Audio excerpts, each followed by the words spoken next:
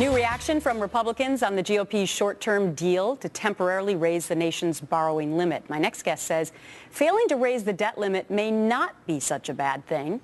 Joining me now, Senator Tom Coburn of Oklahoma. Good to see you, Senator. Hey, good to see you. So why did you think that it wouldn't be such a bad catastrophe? Well, I think a couple of things. Number one, we always raise the debt limit, and by doing that, we never address the real problems that are in front of our country. We're not addressing the unfunded liabilities that are in front of us, that are $126 trillion.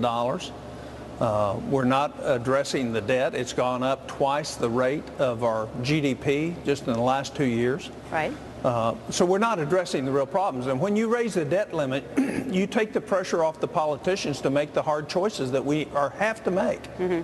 And you delay the time at which we make those choices. And consequently, the pain of making those choices becomes more severe. So what do you make of this temporary deal that apparently Speaker Boehner has come up with to, give in to raise the debt ceiling for 6 weeks so that maybe they can discuss some of the very issues that you're talking about, entitlements, example? Well, the question is will they do it again? I mean, how many times have we raised the debt limit? And will we continue to raise it? And if, in fact, we are going to fix those things, maybe we ought to put a roadblock in the way so that we're forced to fix them. Mm-hmm. So I'm not enamored right now with that position. Okay. The name of this show is The Real Story, so we have real talk. And you're not afraid to do any real talk, Senator, especially when it comes to other members of your own party. So before the shutdown happened, you said that the GOP will fold like hotcakes on Obamacare. You didn't agree with the Ted Cruz strategy, did you? Well, I don't. Look, I think shutting down the government is a terrible strategy. We need a lot of the functions of government. A lot of Americans are dependent on.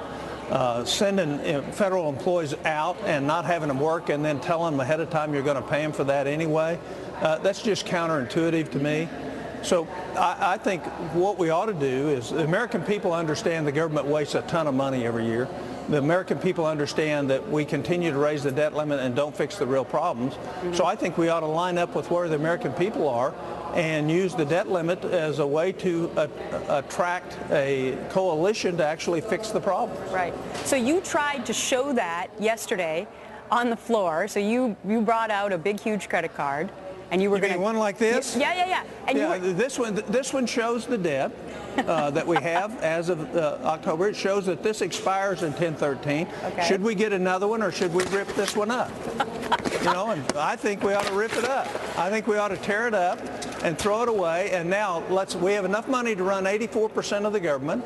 And let's make that other 16% a priority and figure out what's important and what's not, because I guarantee you 16% of the government isn't important in terms of the waste, the fraud, the abuse, the duplication, in terms of the way the Pentagon wastes money and buys things they don't need. Right. We're spending money that we do not have on things we do not need. And we can meet every commitment that's out there if we'll just do it. All right. Well, Senator, I'm so glad that the second time around you actually were able to rip the entire credit card for us. Thanks so much for being our guest today on The Real Story.